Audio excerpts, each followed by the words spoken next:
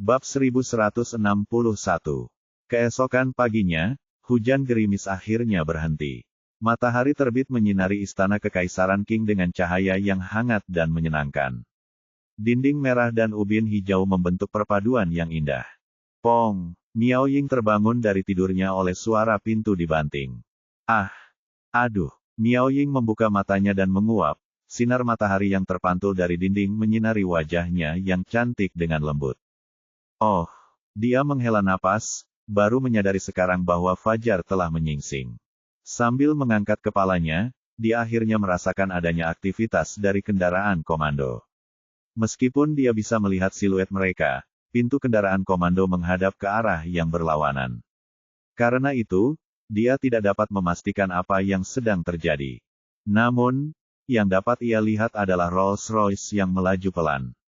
Mobil itu kemudian dibawa pergi setelah menjemput beberapa orang di pintu masuk kendaraan komando.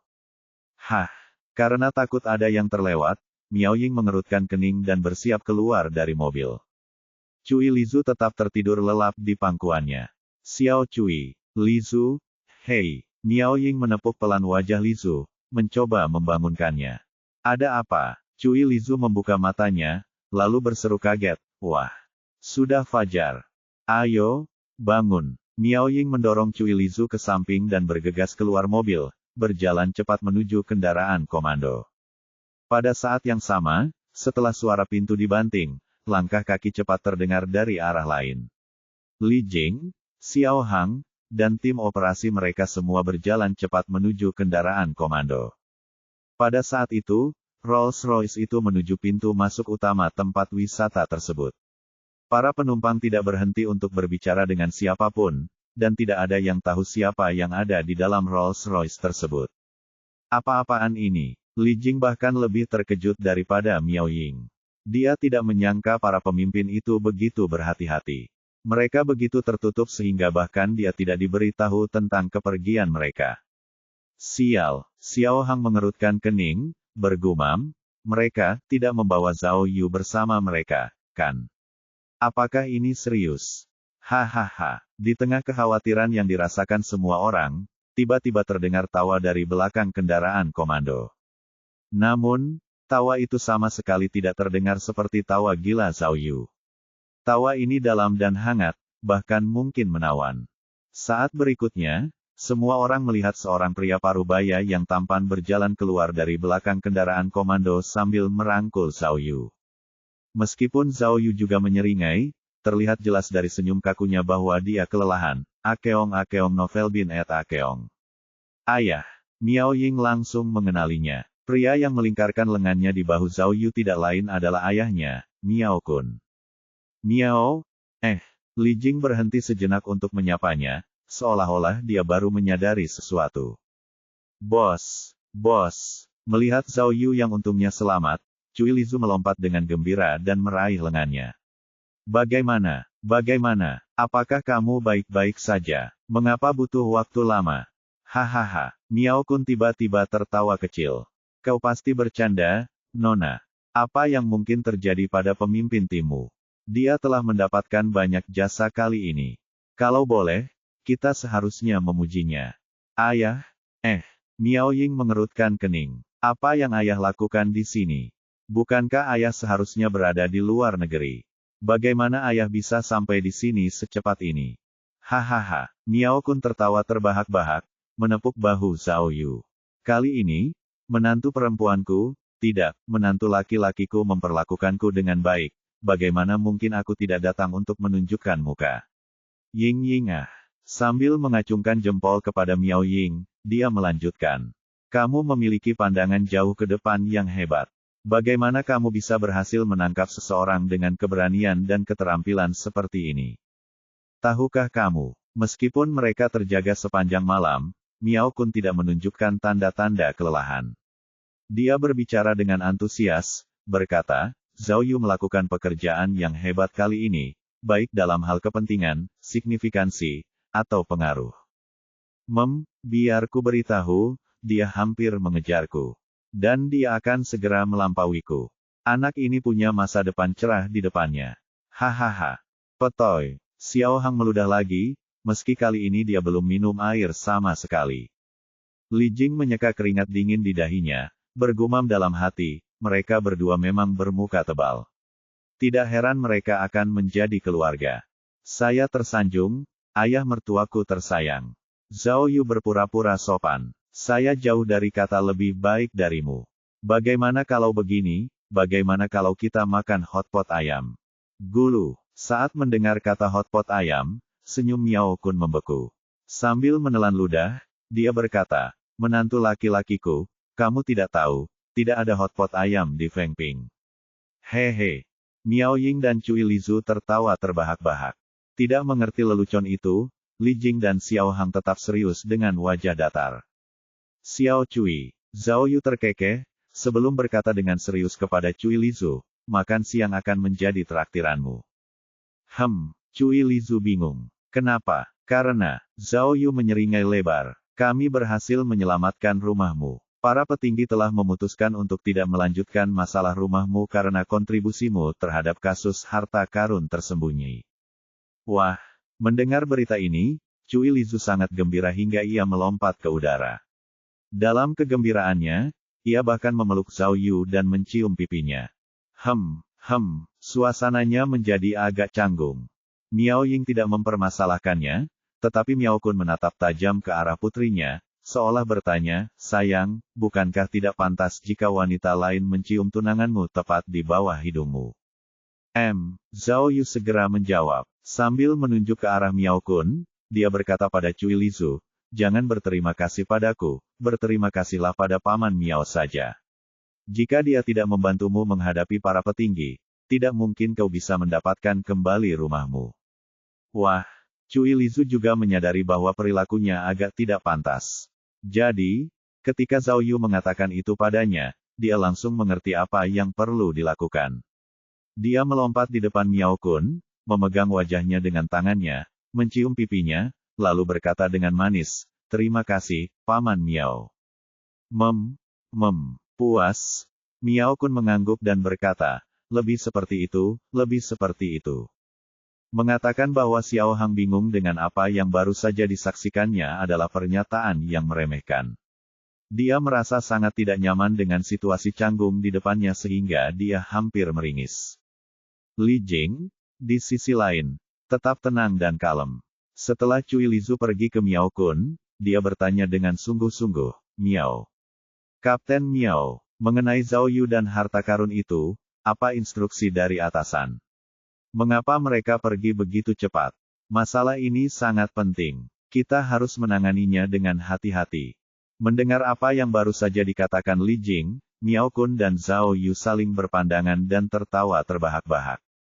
Kapten Li, Miao Kun menatap mata Li Jing dan terdengar agak merenung, berkata, santai saja.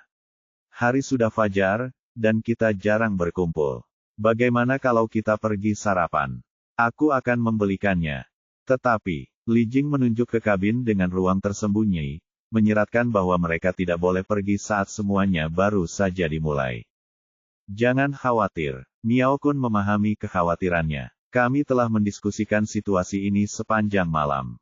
Bahkan jika aku harus memberitahumu tentang keputusan atasan sekarang, itu akan membutuhkan lebih dari sekadar beberapa patah kata. Ayo pergi. Dia meraih Zhao Yu dengan satu tangan, dan Miao Ying dengan tangan lainnya. Aku tahu tempat mie yang enak di Fengping. Ayo, kita pergi melihatnya. Bab 1162. Di sebuah kedai mie di distrik Sinan, kota Fengping, Miao Kun sedang asyik mengaduk mie sambil mengobrol dengan Zhao Yu dan kawan-kawan. Tahukah kamu, selama pendudukan Jepang, tentara Jepang membangun sebuah menara di sudut barat daya istana Kekaisaran Qing.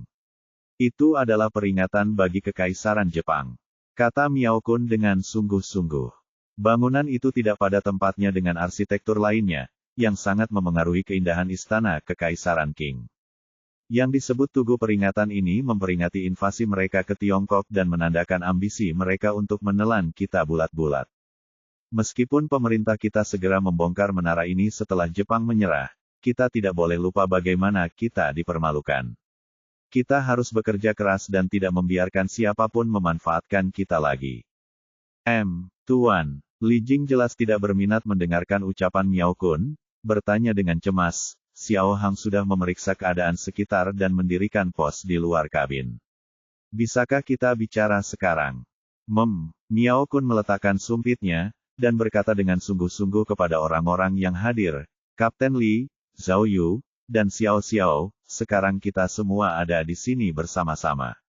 Aku harap kalian semua bisa memberiku wajah dan mengubur keluhan masa lalu. 1. Kau tahu bahwa apapun yang terjadi sebelumnya hanyalah kesalahpahaman, itu semua demi pekerjaan. Hehe, jangan khawatir, ayah mertua. Zhao Yu adalah orang pertama yang menanggapi. Setelah melalui banyak hal bersama di pangkalan rahasia, aku sekarang berteman dengan Kapten Li dan yang lainnya. Kita tidak mungkin masih berselisih satu sama lain. Benarkah, Kapten Li? Zhao Yu lalu mengangkat alisnya sambil menatap mata Li Jing dengan sikap genit. Li Jing kesulitan mengungkapkan apa yang sebenarnya ada dalam pikirannya. Ia berpikir, itu mudah bagimu. Kau tidak akan kehilangan apapun, dan bahkan memperoleh pahala yang besar. Bukankah semuanya baik-baik saja bagimu? Namun, Li Jing sangat jeli. Sejak awal, dia sudah menyadari bahwa Zhao Yu memang memiliki kelebihannya sendiri dan pantas disebut sebagai detektif ulung. Setelah apa yang terjadi di Istana Kekaisaran Qing, baik Li Jing maupun Xiao Hang kini memandang Zhao Yu dengan cara yang berbeda. Tidak berlebihan jika dikatakan bahwa mereka kini mengaguminya. Karena itu, Li Jing mengangguk setuju sebagai jawaban atas apa yang dikatakan Zhao Yu. Bagus sekali, haha. Miao Kun menganggukkan kepalanya tanda puas. Ia lalu berkata dengan wajah serius, baiklah, kalau begitu mari kita lanjutkan ke hal yang serius. Mendengar itu, Li Jing dan Xiao Hang menegakkan tubuh dan mendengarkan dengan saksama. Saat ini, hanya Miao Kun, Li Jing, Xiao Hang, Zhao Yu, dan Miao Ying yang hadir di meja. Karena sensitifnya topik yang akan mereka bahas, bahkan Cui Lizu tidak diizinkan untuk bergabung dengan mereka. Tidak semua informasi dirahasiakan, tetapi beberapa informasi yang akan Anda dengar harus dirahasiakan. Kata Miao Kun, terutama informasi mengenai dalang di balik para penjahat itu. Mengenai hal itu, baik Zhao Yu maupun saya telah menandatangani perjanjian kerahasiaan. Anggota tim Anda tidak mengetahui informasi itu. Mengerti? Mengerti. Jawab mereka semua. Li Jing dan Xiao Hang mengangguk penuh semangat, sedangkan Miao Ying tetap acuh tak acuh. Tentu saja, lanjut Miao Kun, kalian semua elit dan mungkin bisa menyelesaikan masalah sendiri. Ini memang terkait dengan perang komersial, tetapi ada yang lebih penting daripada itu. Itulah sebabnya diskusi berlangsung lama tadi malam. Tentu saja, kami perlu konfirmasi lebih lanjut sebelum melanjutkan. Kami perlu menunggu instruksi lebih lanjut dengan sabar. Miao Ying meletakkan sumpitnya dan menyilangkan lengannya. Lebih baik kau tidak mengatakan apa-apa. Miao Kun mengerutkan alisnya. Putriku sayang, inilah alasan utama mengapa aku tidak ingin kamu dipindahkan ke Badan Dinas Rahasia. Bagaimanapun, aku setidaknya seorang direktur. Tidak bisakah kamu memberiku sedikit muka? Ya, benar sekali. Zhao Yu pun menurut. Itu tidak mudah bagi ayah kita. Petik 2. Miao Kun terdiam, dan Miao Ying terkekeh. Li Jing dan Xiao Hang hanya duduk di sana dengan canggung. Baiklah. Miao Kun memijat dadanya, berkata, biar aku langsung ke intinya. Dalam situasi saat ini, Kapten Li, Kapten Xiao, yang perlu kalian lakukan hanyalah melakukan pekerjaan kalian dengan baik.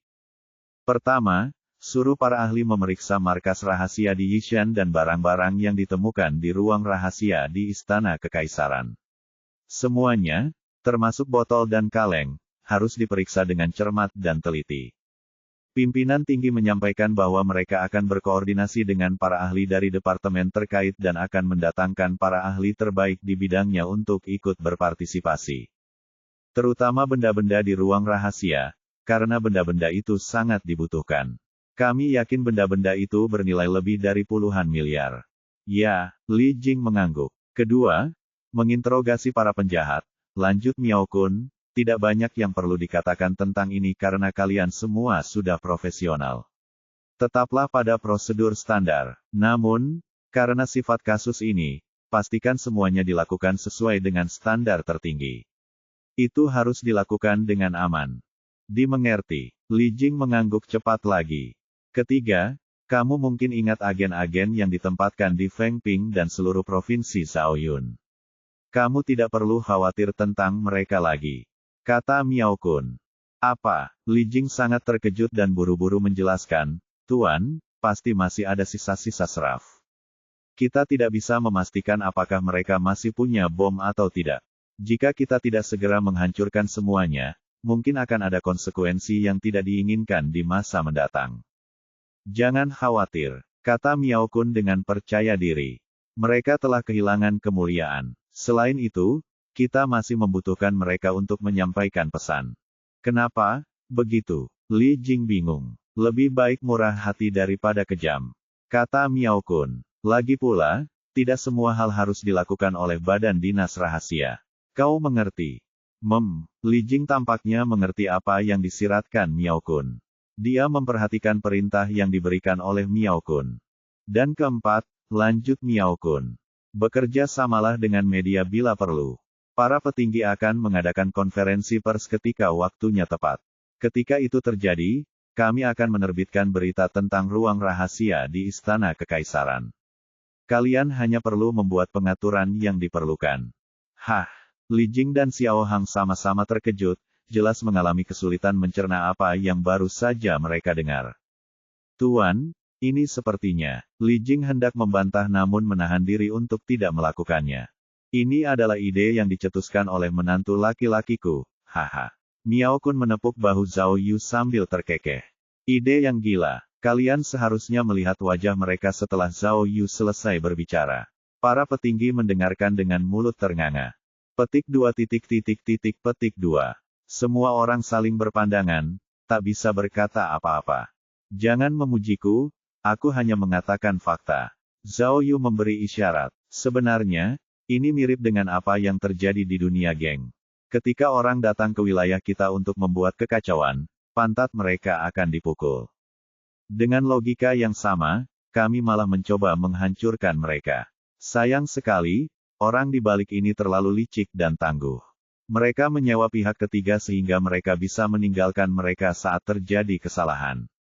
Ini membuat kita sulit untuk menyerang mereka di titik yang menyakitkan. Zhao Yu menjentikkan jarinya. Karena kita tidak bisa membalas mereka secara langsung, lebih baik kita membuat mereka marah. Pokoknya, tidak ada ruginya bagi kita. Malah, kita sudah meraup untung besar. Kalau begitu, kenapa kita tidak pamer saja? Kami akan mengumumkan penemuan pangkalan rahasia, sejumlah besar perlengkapan perang, ruang rahasia di Istana Kekaisaran, sejumlah besar data berharga terkait gerakan perlawanan anti-Jepang, dan bukti invasi Jepang. Kami akan membuat mereka jengkel. Zhao Yu mencibir. Kami juga akan membocorkan informasi tentang bagaimana kami menghindari konspirasi mereka, menangkap para penjahat, dan mendapatkan pengakuan mereka. Tapi kita tidak akan menceritakan apa sebenarnya pengakuan para penjahat itu sehingga mereka akan mulai saling menebak-nebak. Mari kita lihat siapa yang akan dirugikan. Zhao Yu meninju meja sambil berteriak, dan mari kita lihat siapa yang berani datang dan menghancurkan wilayah kita lain kali. Bab 1163, Menggoda Pengantin Baru. Seminggu kemudian, di distrik Xinglong, ibu kota, di Sanli Tai Long Yu Global Villa. Ayo, minumlah, minumlah. Cui Lizu, yang berperan sebagai pembawa acara, sangat antusias saat dia mengangkat gelas anggurnya dan menghabiskan semuanya. Pada saat itu, Zhao Yu, Miao Ying, dan anggota tim dari tim investigasi khusus berkumpul di atap villa. Mereka menikmati barbecue yang lezat dan minum minuman perayaan. Berbeda dengan kasus-kasus sebelumnya, keterlibatan Badan Dinas Rahasia berarti bahwa kelompok investigasi khusus tidak perlu repot-repot menyelesaikan masalah yang belum tuntas. Badan Dinas Rahasia mengelola hampir semua hal. Kasus harta karun itu membutuhkan tingkat pengamanan yang jauh lebih tinggi daripada kasus biasa, jadi masuk akal jika Badan Dinas Rahasia mengambil alih. Pada saat yang sama, kasus Cheng Lingfei di pihak Gao Lanqi juga telah selesai. Zheng Ke dan Ran Tao kini telah bersatu kembali dengan anggota tim mereka. Dengan semua anggota tim kelompok investigasi khusus berkumpul, itu memang reuni yang langka. Selain Wu Xiumin dan anggota tim senior lainnya, Su Hai, Li Zanbing, Li Beini, dan Zhang Jingfeng juga hadir. Semua orang tampak gembira dan bersenang-senang mengobrol. Kemarilah. Zhao Yu sudah minum beberapa gelas. Biarkan aku berbagi sesuatu dengan kalian. Kalian harus merahasiakannya, oke? Begitu mereka mendengar Zhao Yu hendak menyebarkan gosip, semua orang menghentikan apa yang sedang mereka lakukan dan mengerumuninya. Sumber terpercaya memberitahu saya, Zhao Yu berhenti sejenak dan memeriksa detektor dalam benaknya untuk memastikannya aman. Organisasi seraf yang buruk itu telah dilumpuhkan oleh Interpol. Pemimpin mereka ditembak mati oleh polisi, dan pemerintah setempat menyita aset mereka. Wah, mereka benar-benar terpukul keras, kata Su Hai. Apakah seserius itu? Dulu saya pernah mendengar tentang betapa berpengaruhnya organisasi ini di Asia Tenggara. Mereka berunding dengan banyak pejabat tinggi pemerintah. Kok kali ini, kenapa secepat itu? Haha, biar ku beritahu kalian. Kami tidak perlu melakukan apapun. Zhao Yu terkekeh. Semua ini, juga bukan kesalahan kami. Hah, bukan kami. Semua orang bingung. Tentu saja, Miao Ying meletakkan sikunya di bahu Zhao Yu. Seseorang bahkan lebih cemas daripada kita.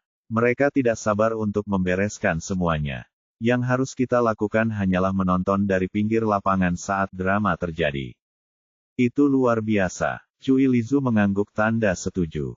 Tak perlu dikatakan lagi bahwa ini adalah hasil tipu daya bos. Setelah berita tentang harta karun itu dirilis, itu menjadi topik hangat, dan dalam sebenarnya, bos yang sebenarnya, pasti panik.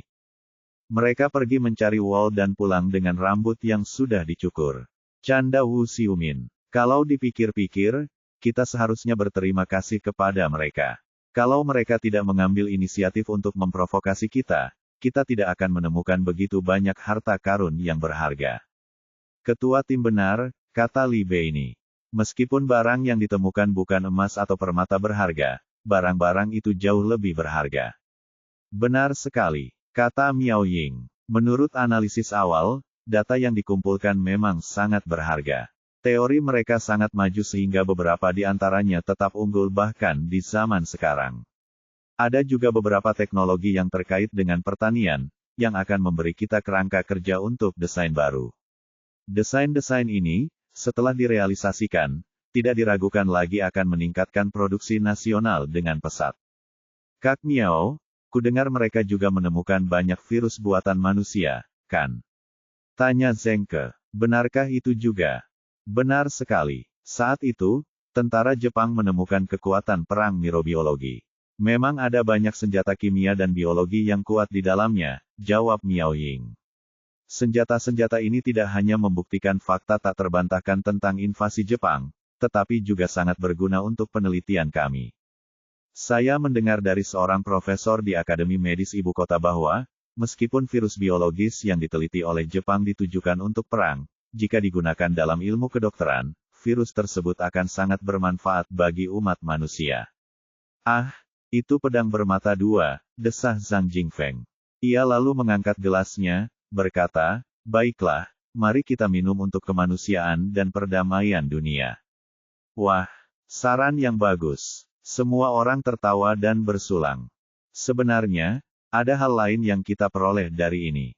Ini layak disebut, kata Zhao Yu. Kita akhirnya bisa mengakhiri legenda harta karun yang telah dilestarikan selama lebih dari 80 tahun.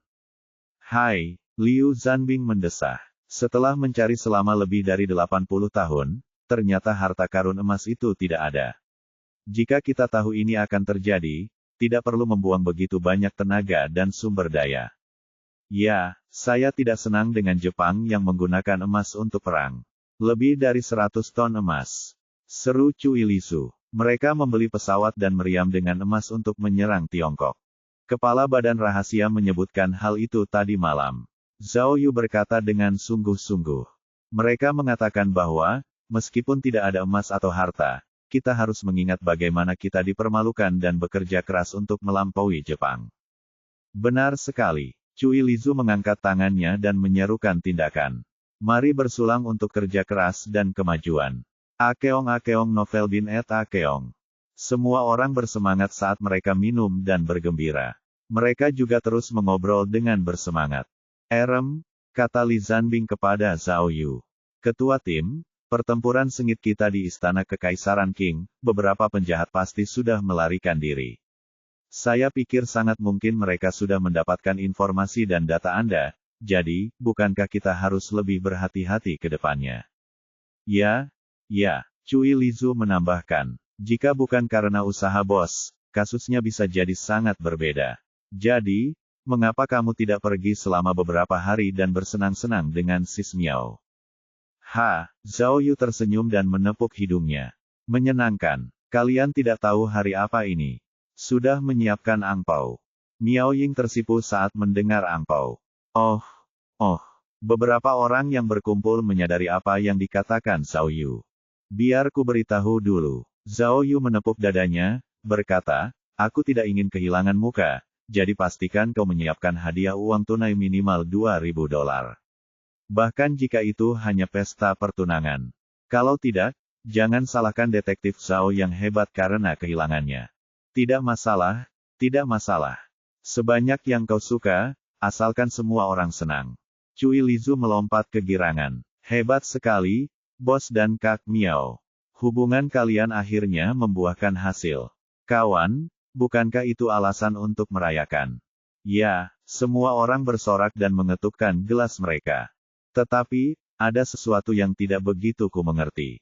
Apakah semua keluarga kaya seperti kalian? Tanya Cui Lizu. Mengapa repot-repot merencanakan sesuatu yang semegah ini untuk pesta pertunangan dan bukan pernikahan? Sebaiknya kalian menikah saja saat kalian melakukannya. Ya, Bung. Rantau akhirnya menemukan kesempatan untuk berbicara. Sambil menggosok-gosok kedua tangannya, dia berkata dengan gembira, kalau begitu, kita bisa menggoda pengantin baru. Hehehe. Dia terkekeh jahat. Saat melihat ekspresi Zhao Yu dan Miao Ying, dia teringat betapa menakutkannya mereka berdua. Siapa yang berani menggoda mereka di hari pernikahan mereka? Oleh karena itu, dia berkata dengan tergesa-gesa, mari kita goda pengiring pengantin saja. Hahaha, Kak Miao, pastikan kamu menemukan yang cantik, aku masih lajang dan siap bergaul. Hahaha. Hei, Kak Miao sudah setuju untuk mengangkatku sebagai pengiring pengantinnya. Cui Lizu melompat keluar dan mencengkeram telinga Rantau. Bagaimana kalau kamu melakukannya sekarang? Bagaimana, bro? Kau, sialan. Rantau ketakutan. Tampak kalah, ia segera berlutut dan bersiap menerima pukulan. Teriakan Rantau dan tawa semua orang memenuhi udara.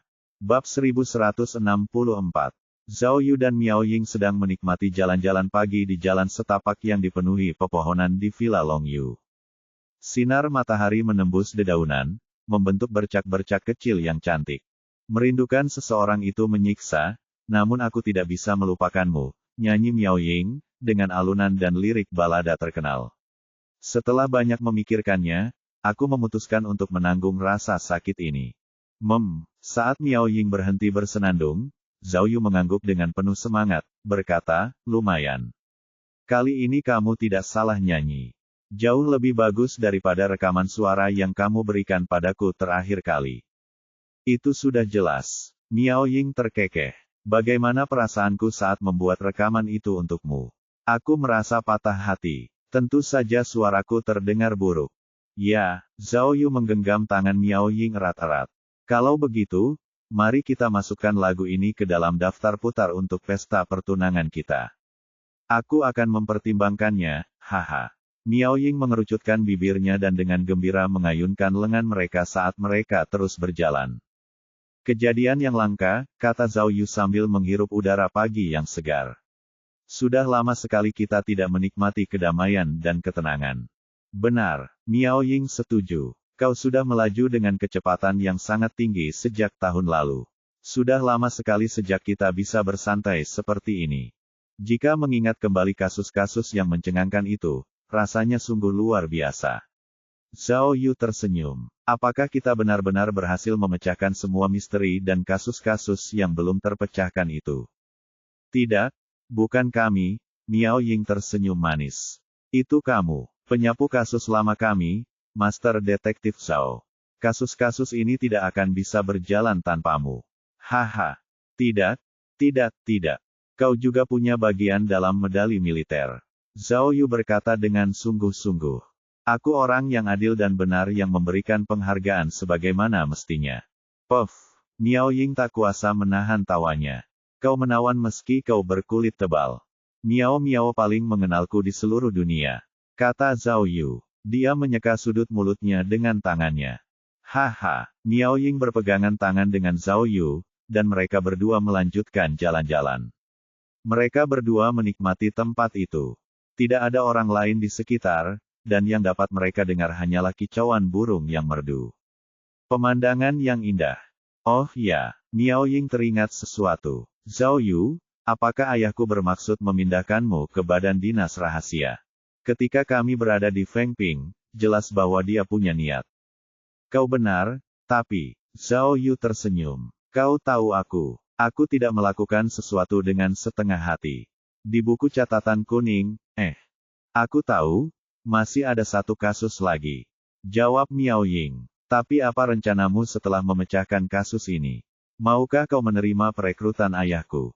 Aku belum memutuskan, kata Zhao Yu. Malam itu di Istana Kekaisaran Qing, para kepala badan rahasia memang menghargai bakat sepertiku. Mereka pikir adalah suatu pemborosan bahwa aku tidak menjadi agen khusus. Benar sekali. Ada sedikit kekhawatiran di mata Miao Ying, tetapi dia tetap berusaha bersikap objektif. Aku mengerti apa yang dipikirkan ayahku. Dia sudah lama mencari pengganti. Ketika dia menyadari betapa hebatnya menantunya, dia tidak bisa tidak merekomendasikanmu kepada atasannya. Yah, selama beberapa hari terakhir, aku memang memikirkannya. Zhao Yu berkata dengan sungguh-sungguh. Aku bertanya-tanya bagaimana rasanya menjadi seseorang seperti ayahmu, kaya dan berkuasa. Seperti apa jadinya? Miao Ying penasaran, akeong novel bin et akeong. Yah, sebenarnya, aku masih punya sedikit kekurangan. Kata Zhao Yu. Lagi pula, aku memulai sebagai seorang berandal. Bahkan jika aku diberi tugas terhormat, aku mungkin akan berperan sebagai orang kaya baru atau orang desa. Aku tidak akan pernah pantas. 1.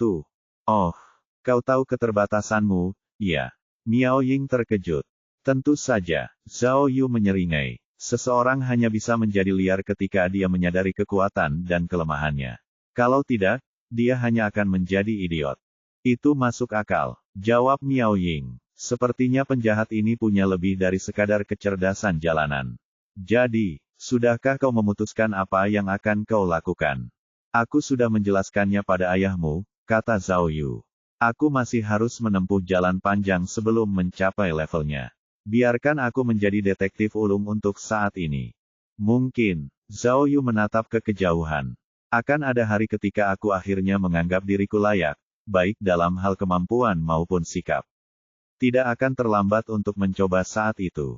Sayang. Miao Ying tiba-tiba menghentikan langkahnya. Sambil meraih lengan Zhao Yu, dia berkata, kau sangat menawan. Aku tahu sejak awal bahwa kau bukanlah seorang bajingan, tetapi seseorang yang punya hati dan kemampuan. Miao Ying tidak bisa menahan diri untuk tidak memeluk Zhao Yu. Sambil menggendong tunangannya yang cantik, Zhao Yu berjanji, Miao. Aku akan melakukan yang lebih baik, ke depannya. Apakah kamu masih ingat janji kita satu sama lain? Tidak peduli bahaya atau kesulitan apapun yang ada di depan kita, kita akan menghadapinya bersama. Dan berbagi beban kita akan bersama selamanya, seperti Bonnie dan Clyde. Tentu, kita bisa seperti Bonnie dan Clyde. Mata Miao Ying basah oleh air mata. Tapi jangan pertaruhkan nyawa kita seperti itu lagi, oke? Jika kamu perlu melompat dari pesawat lagi atau menghadapi situasi seperti di Aula Guan Qing, bisakah kamu mempertimbangkan bagaimana perasaanku? Mengerti? Zhao Yu memeluk wanita itu, berjanji, jangan khawatir. Aku tidak akan melakukan hal konyol lagi, haha. Tepat setelah itu, sepasang kekasih itu saling berpelukan mesra. Sepasang burung cinta itu dengan berat hati melepaskan satu sama lain hanya setelah mereka mendengar kehadiran pengunjung lain. Miao miao, Zhao Yu menarik Miao Ying saat mereka terus berjalan. Apa rencana kita setelah pertunangan? Miao Ying mendengus. Bagaimana menurutmu? Zhao Yu memikirkannya dengan sungguh-sungguh. Bagaimana kalau kita pergi berbulan madu? Oh ayolah, kita kan bertunangan, bukan menikah. Bulan madu apa? Miao Ying menegur Zhao Yu. Kalau begitu, kita setidaknya bisa jalan-jalan bersama. Pesan Kamardan. Zhao Yu merenung. Lalu apa bedanya dengan bulan madu? Kata Miao Ying sambil menyilangkan tangan. Sambil mengangkat sebelah alis, dia bertanya, kalau begitu, menurutmu kemana kita harus pergi? Zhao Yu terkekeh. Kudengar Provinsi Fujian punya banyak tempat wisata yang bagus. Miao Ying terbatuk. Sekarang setelah kau menyebutkannya, aku benar-benar belum pernah ke Fujian. Kudengar pemandangan di Gunung Huayun tidak buruk. Ya, benar. Zhao Yu mengangguk dengan sungguh-sungguh. Aku juga belum pernah. Bab 1165. Beberapa hari kemudian, di pinggiran ibu kota, di rumah Miao. Zhao Yu dan Miao Ying mengadakan pesta pertunangan mereka di rumah besar sesuai rencana. Rumah besar itu dipenuhi tamu, dan semuanya berkilauan dan semarak. Berbeda dengan pernikahan, upacara pertunangan itu sendiri relatif sederhana, meskipun tempatnya megah dan dihadiri tamu-tamu VIP. Pembawa acara mematuhi prosedur dan protokol standar, dan tak lama kemudian upacara pun berakhir. Mereka bertemu dengan orang tua masing-masing, hadiah pertunangan diberikan, dan cincin pertunangan dipertukarkan. Yang tersisa hanyalah pesta besar. Ini bukan pertama kalinya Zhao Yu menghadiri jamuan makan di rumah Miao. Satu-satunya perbedaan adalah bahwa sekarang ia menjadi salah satu tuan rumah, bukan tamu. Awalnya, Zhao Yu bingung mengapa perjamuan tidak diadakan di Hotel Wangguo yang terkenal, terutama karena Miao Kun telah memesannya. Ternyata hotel tersebut sudah penuh dan tidak dapat memenuhi permintaan Miao Kun. Karena marah, Miao Kun membeli seluruh hotel dan mengubah pemesanan secara paksa. Namun, setelah menempuh semua itu, ia tetap memutuskan untuk menggelar upacara pertunangan di rumahnya sendiri. Itu tidak masuk akal. Sebagai detektif ulung, Zhao Yu tidak membutuhkan waktu lama untuk mengetahui niat Miao Kun. Selain rasa senang untuk mereka berdua, Miao Kun pasti punya alasan lain, mungkin faktor politik, untuk menggelar pesta pertunangan dalam skala besar seperti itu. Ini adalah tontonan yang tidak hanya ditujukan untuk teman dan keluarga, tetapi juga untuk orang luar. Termasuk musuh potensial yang mungkin mengintai di belakang layar. Karena itu, segera setelah persiapan upacara pertunangan dimulai, Dinas Rahasia mengerahkan sejumlah besar agen khusus untuk membantu mengamankan rumah besar. Tidak cukup hanya membuat rumah besar itu simen benteng. Bahkan pakaian resmi yang dikenakan Zhao Yu dan Miao Ying untuk upacara pertunangan terbuat dari bahan anti peluru. Semua lorong, tangga, dan pintu masuk dilengkapi dengan teknologi terkini untuk pengenalan wajah agar bisa mencegah masuknya penyusup.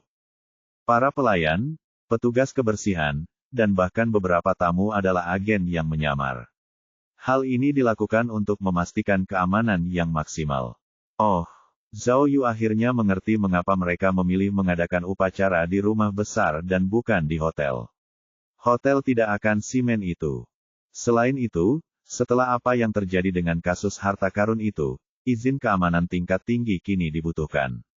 Karena masalah keamanan, Miao Kun akhirnya memutuskan untuk mengadakan upacara pertunangan di rumahnya. Belajar dari pengalaman masa lalu, Miao Kun cukup pintar untuk tidak menggambar heksagram apapun dalam beberapa hari sebelum pertunangannya. Dengan serius, ini adalah upacara pertunangannya. Apa yang akan dia lakukan jika dia menggambar heksagram Kun Kian atau heksagram Kian Kun? Dia lebih suka segalanya berjalan lancar daripada memulai petualangan fantastis apapun. Meskipun dia tidak menggambar heksagram, ada hal lain yang membebaninya, keluarganya. Lagi pula, pertunangan itu tidak hanya menyangkut dirinya, tetapi juga keluarganya. Selain kedua orang tuanya, kakak laki-lakinya dan keluarga kakak laki-lakinya juga harus menghadiri upacara tersebut. Zhao Yu khawatir anggota keluarganya tidak terbiasa dengan lingkungan sosial seperti itu dan mungkin akan mempermalukan diri mereka sendiri. Untungnya, tidak ada hal seperti itu yang terjadi. Upacara pertunangan berjalan tanpa hambatan apapun. Awalnya, keluarganya memang sedikit kewalahan. Mereka tahu Miao Ying kaya raya, tetapi tingkat kemakmurannya berada di luar imajinasi mereka. Mulut ibunya yang hemat tetap menganga sepanjang pesta. Ketika mertua datang untuk bersulang, ia dengan senang hati menghabiskan 3 gelas berturut-turut, meskipun ia bukan peminum berat.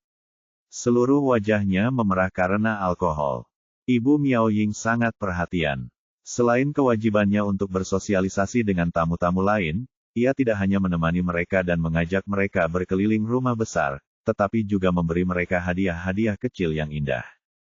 Zhao Yu merasa lega melihat semua orang rukun satu sama lain. Tentu saja, Miao Kun tidak bisa hanya fokus pada mertuanya seperti yang dilakukan istrinya. Ini lebih dari sekadar upacara pertunangan putrinya. Dia punya tujuan dan maksud lain. Setelah Zhao Yu dan Miao Ying bersulang untuk para tamu, Miao Kun menarik Zhao Yu ke samping dan membawanya ke ruang kerjanya, di mana ia memperkenalkan Zhao Yu kepada beberapa tamu VIP. Beberapa dari mereka sudah pernah Zhao Yu temui, sementara yang lain baru pertama kali ia temui. Mereka semua adalah orang-orang terkenal yang merupakan ahli bisnis atau eksekutif tingkat tinggi. Miao Kun adalah ayah mertua yang baik. Dia tidak hanya memperkenalkan Zhao Yu kepada mereka, tetapi juga memberitahu Zhao Yu tentang latar belakang mereka sehingga Zhao Yu dapat berhubungan dengan mereka di masa mendatang. Sejak menjadi detektif, daya ingat Zhao Yu sangat baik. Meski begitu, ia sangat berhati-hati dalam mengingat detail dan wajah mereka. Pada saat itu, semua orang sedang minum dengan leluasa di dalam ruang belajar, dan Miao Kun mengundang tawa dari teman-temannya dengan bersikap jenaka seperti biasa. Ia baru saja melontarkan komentar jenaka, ketika kepala pelayan tiba-tiba muncul dan berkata, "Para tamu yang terhormat, kompetisi akan segera dimulai. Silakan menuju ke panggung tontonan." Zhao Yu mengangkat alisnya, bergumam pada dirinya sendiri, kompetisi apa? Mungkinkah? Hahaha. Miao Kun mengangkat tangannya dan memberi isyarat kepada penonton, sambil berkata, "Semuanya, rintangannya telah berlipat ganda. Ada banyak acara baru kali ini. Ayo, buat dirimu kewalahan." Haha. Semua orang tidak sabar untuk mengetahui kejadian selanjutnya setelah mendengar apa yang dikatakan Miao Kun. "Wah, orang tua ini benar-benar tahu cara bersenang-senang," kata seorang pria yang memegang cerutu. "Saya suka melihat-lihat acara baru." Kata seorang lelaki tua yang lincah. "Buat apa repot-repot ke tempat menonton? Ayo turun untuk melihat-lihat. Aku suka suara tinju yang mengenai daging. Ayo, siapa yang ikut denganku?" Sekelompok orang mengikuti lelaki tua itu keluar dari ruang kerja dan kembali ke aula melalui lift. Wah, melihat ring tinju segi 8 di aula, Zhao Yu merasa kagum dengan hobi ayah mertuanya. Zhao Yu tidak percaya bahwa ayah mertuanya benar-benar mengatur pertandingan tinju di pesta pertunangan putrinya. Saat ia melihat para peserta pemanasan di arena, ia bersyukur karena hari ini ia tidak menggambar heksagram. Ia akan dapat menonton pertandingan dengan santai. Hadirin sekalian, kalian sangat beruntung bisa hadir di sini hari ini. Teriak pembawa acara ke mikrofon. Untuk babak pertama, kita akan kedatangan juara dunia yang telah lama ditunggu, Thorngrove. Beri dia tepuk tangan meriah. Penonton menjadi heboh saat mendengar nama Thorngrove. Lawannya adalah, kata pembawa acara, Rookie King, alias The Beast, Asian. Wah, raung, teriak. Pertandingan ini pasti akan menjadi pertarungan yang menentukan antara dua juara UFC. Wah. Tamu-tamu VIP Miao Kun dan seluruh penonton sangat gembira. Tak seorang pun dari mereka menyangka akan menyaksikan pertandingan kelas berat hari ini. Akeong novel bin et akeong. Seharusnya, kompetisi dimulai dengan pertandingan yang kurang penting. Ini, seseorang hendak menanyakan sesuatu pada Miao Kun, tetapi dipotong sebelum dia sempat membuka mulutnya. Zizi. Tepat saat semua orang mulai menikmati suasana, pengeras suara mengeluarkan suara yang memekakkan telinga. Semua orang mendongak dan melihat seorang kontestan berpakaian celana pendek merah menyambar mikrofon pembawa acara. Ah, bukankah ini? Zhao Yu langsung mengenalinya, bukankah ini Torrengroff? Penonton bersorak keras saat Torrengroff masuk. Namun, jelas bahwa Torrengroff tidak tertarik dengan reaksi penonton. Sebaliknya, ia menunjuk ke arah seseorang di antara penonton dan berteriak dengan marah, tanda pagar Akeong persen. Tak seorang pun dapat mengerti bahasa Rusia yang dia ucapkan. Akan tetapi, mereka dapat mengikuti arah yang ditunjuknya, dan tatapan mereka akhirnya tertuju pada Zhao Yu. Sialan, tidak mungkin. Zhao Yu akhirnya menyadari ada sesuatu yang tidak beres. Dia berpikir dalam hati, bajingan ini tidak mungkin sedang memikirkan balas dendam. Tapi, aku benar-benar tidak menggambar heksagram hari ini. Bab 1166. Apa-apaan ini? Zhao Yu belum bereaksi, tetapi Miao Kun sudah cemas. Mana manajernya? Suruh dia ke sini supaya aku bisa menegurnya. Hari ini adalah pesta pertunangan putriku. Apakah dia ingin membuat keributan? Apakah dia tidak menginginkan komisi lagi? Ya, Tuan. Salah satu anak buahnya segera pergi menemui manajer Torrengroff. Pada saat itu, Torrengroff masih berteriak pada Zhao Yu, dengan jarinya menunjuk ke arahnya. Meskipun para penonton tidak mengerti apa yang dia katakan, mereka dapat mengetahui dari ekspresinya yang marah bahwa dia mencoba memprovokasi Zhao Yu. Apakah orang ini gila? Miao Kun menatapnya dari atas ke bawah, tampak bingung. Sambil meraih Zhao Yu, dia berkata kepadanya, Xiao Zhao, abaikan saja dia. Ini pasti efek sisa dari pukulanmu padanya. Torrengroff. Tuan Torrengroff. Pembawa acara mengerti bahasa Rusia dan khawatir Miao Kun akan menyalahkannya jika ia membiarkan Torrengroff terus mengoceh. Ia merebut kembali mikrofon dan berkata, Tuan Torrengroff, mohon jangan bersikap vulgar. Wah, tidak dapat dipastikan apakah pembawa acara melakukannya dengan sengaja atau dia memang idiot. Apa yang dia katakan pada dasarnya menegaskan fakta bahwa Torrengroff memang menghina Zhao Yu secara verbal. Hal ini menimbulkan kegaduhan di antara hadirin, yang mulai berdiskusi dengan bersemangat tentang apa yang sedang terjadi di antara mereka sendiri. Beberapa dari mereka bahkan tampak bersemangat dengan apa yang akan terjadi. Ekspresi Miao Kun menjadi muram. Para tamu VIP di sampingnya segera menarik senyum mereka, menjadi serius. Siapa yang tahu apa yang mereka pikirkan? Di sisi lain, Torrengroff menjadi semakin sombong. Tanpa menunjukkan rasa hormat kepada pembawa acara, dia mendorongnya ke samping dan merampas mikrofon. Hei, Ton, kenapa? Seorang pria, yang mungkin adalah manajernya, menepuk sisi ring tinju dan berteriak pada Torrengroff sambil bergegas ke atas panggung. Torrengroff tidak menghiraukan lelaki itu, hanya melanjutkan omelannya pada Zhao Yu dan bahkan mengacungkan jari tengah padanya. Wah! Perilaku egois Torrengroff menjadi agak keterlaluan, dan situasinya menjadi tidak terkendali. Sialan, kata Miao Kun sambil menggertakkan giginya. Jari-jarinya tanpa sadar meraih sarung pistolnya. Dia hampir saja mencabut pistolnya. Lao Miao. Hal ini tak luput dari tatapan lelaki tua di sebelahnya, yang mencoba menghalanginya.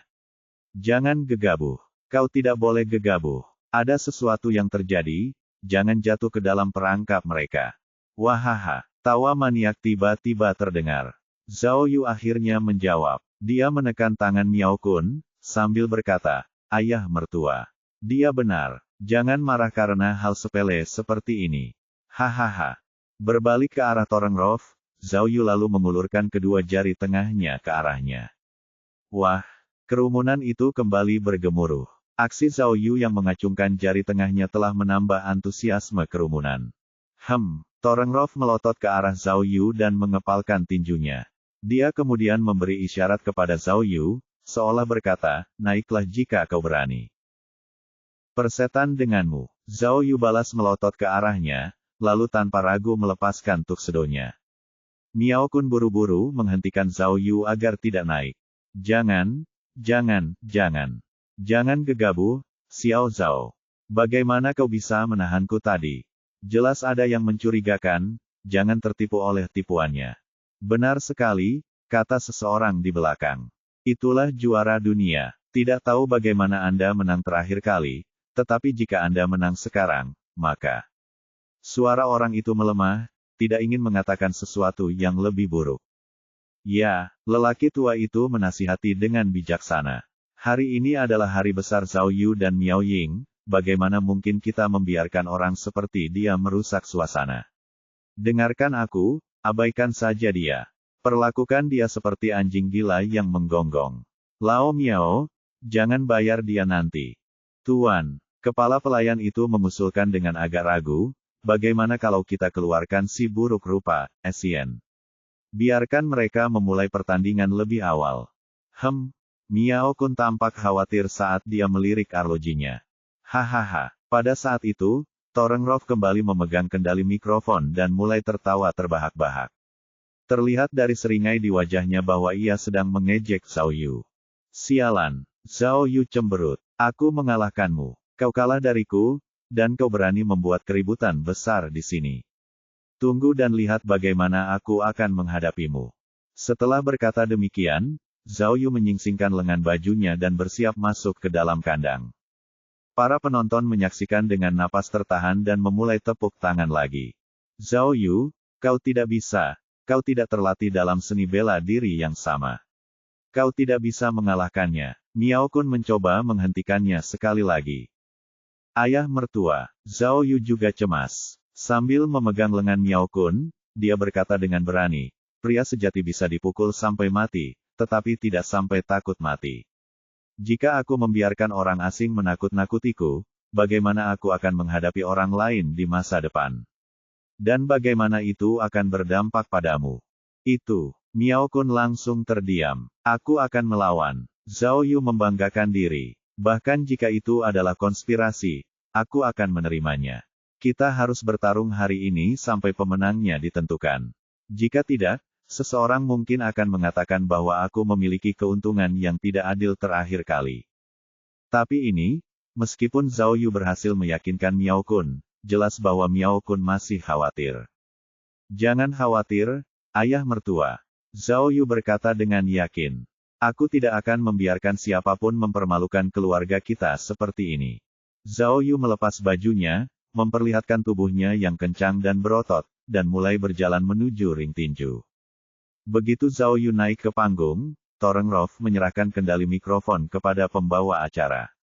Dia menyilangkan lengannya dan mengejek Zhao Yu.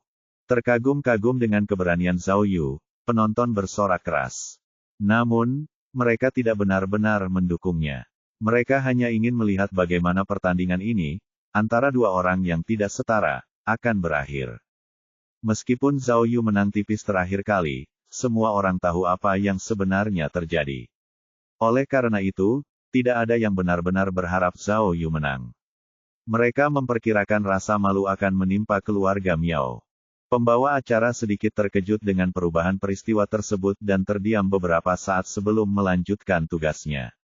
Setelah kembali tenang, ia akhirnya mengumumkan calon pengantin pria, Zhao Yu, sebagai lawan Torengrov, bukan The Beast. Seorang wasit profesional maju ke depan, ingin Zhao Yu berganti celana pendek untuk pertandingan. Sambil mendorongnya ke samping, Zhao Yu melepas sepatu kulit dan kaus kakinya, lalu masuk ke dalam ring dengan mengenakan celana. Tepat setelah itu, kerumunan kembali bersorak kencang. Tingkat kegembiraan mencapai titik didih. Wasit tidak punya pilihan selain mengikutinya ke dalam kandang dan bersiap memulai pertandingan. Sesuatu yang menarik terjadi saat itu. Setelah belajar dari kesalahannya, Torengrov membubarkan tim pelatihnya dan membersihkan area di belakangnya. Dia memastikan untuk selalu berhadapan dengan Zhao Yu, karena takut Zhao Yu akan menyergapnya dari belakang lagi.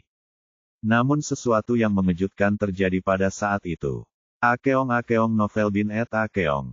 Dengan Torengrov yang masih menatapnya dengan marah, Zhao Yu perlahan berbalik ke arahnya, memperlihatkan punggungnya kepada Torengrov. Bab 1167. Apakah dia gila?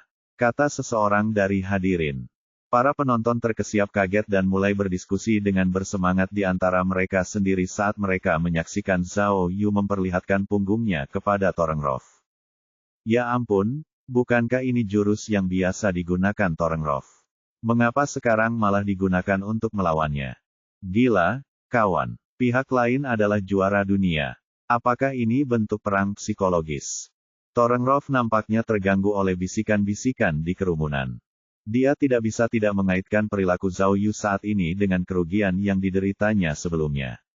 Dia juga bertanya-tanya apakah ini adalah tipuan Zhao Yu yang lain. Wasit tidak setuju dengan kekhawatiran Thorngrove. Dengan lambaian tangannya, ia memberi tanda dimulainya pertandingan. Menghadapi punggung Zhao Yu, Thorngrove ragu untuk mengambil langkah pertama. Dia dengan hati-hati mengangkat tinjunya dan mengamati dengan tenang. Namun Zhao Yu tetap berdiri di posisi itu bahkan setelah 10 detik. Dia tampak tidak berniat untuk bergerak. Butiran keringat mulai terbentuk di dahi Thorngrove.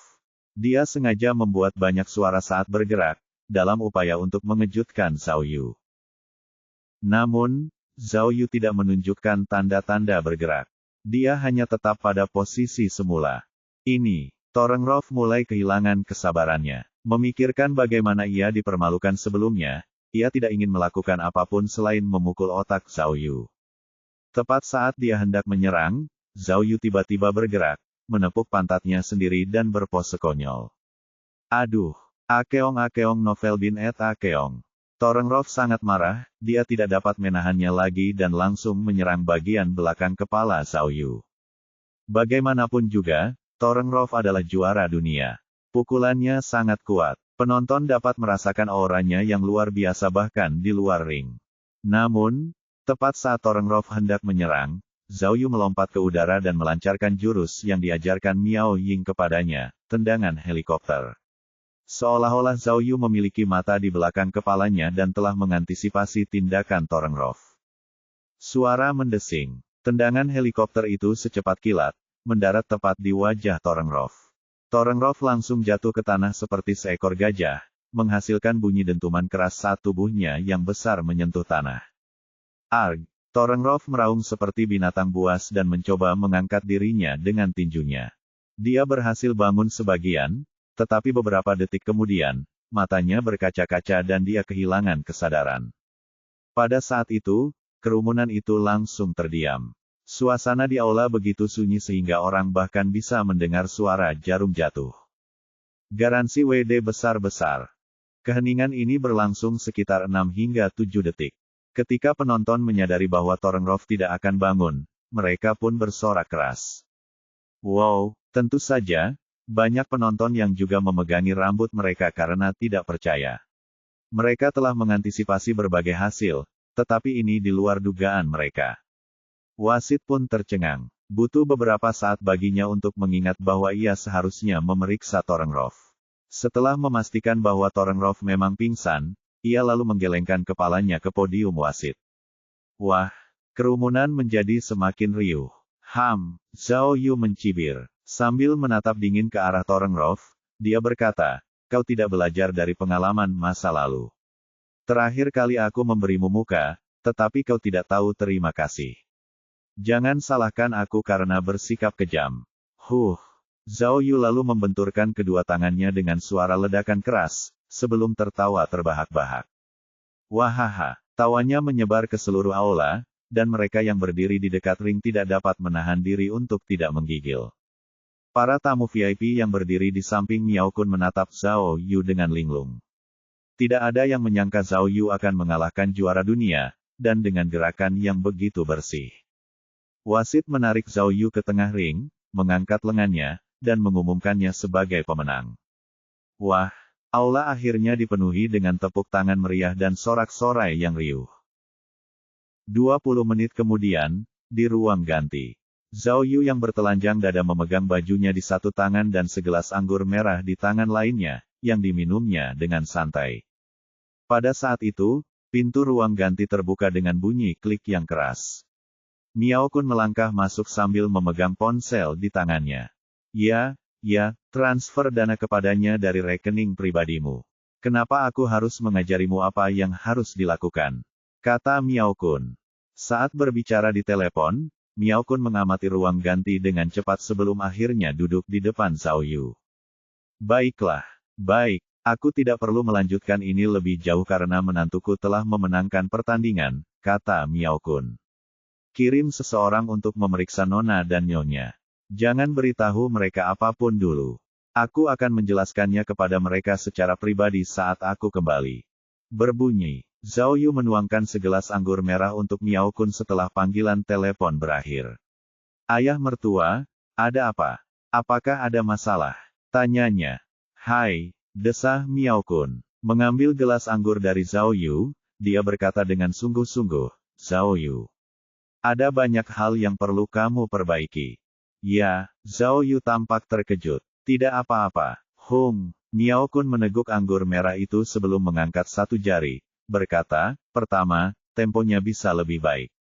Terlalu cepat, kau mengerti. Pembawa acara baru saja mengumumkan pertandinganmu melawan juara dunia.